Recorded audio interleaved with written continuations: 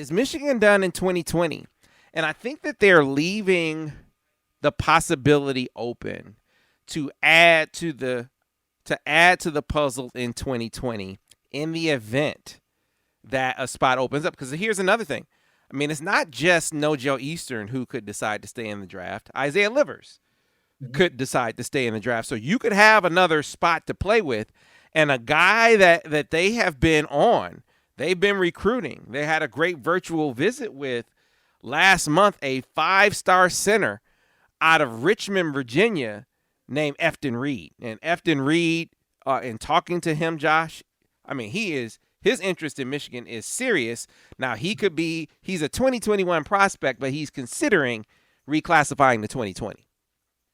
Yeah, I mean, I think it's smart from Michigan's perspective to kind of have not necessarily backup plans, but just the just in case plans, because you can take advantage of Efton Reed in the 2021 class, but he's also helpful in the 2020 class too. So I mean, either way, he's going to benefit you, and he's going to benefit your program, no matter what year you get it.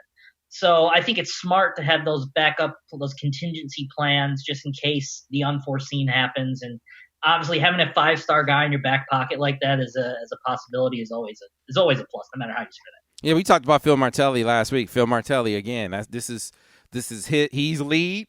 He has Michigan in a very good place with Efton Reed. Really connected with the kid, and his mom is leading the way and connecting him with Juwan Howard, a big man who Efton said has walked the path that I want to walk. He said, look, I have serious interest in Michigan. What I don't have a bead on with him is I don't know which way for sure he's leaning as far as 2020 versus 2021, but the lack of urgency about making a decision along those lines sort of makes me think that he might be leaning towards staying in 2021. I don't know that for sure. Again, that's just what I gather from. He just didn't seem real pressed to decide. I said, when do you think you're going to come up with a decision, not on the school, but on 2020 versus 2021? He's like, I don't know. I'm waiting to see what happens. I thought maybe we are going to have an AAU season. Maybe I could get out on some visits. So, again, that to me skews toward 2021. You got in the mix UVA, Georgetown, Maryland is very thick in that mix. Louisville's pursuing them pretty hard.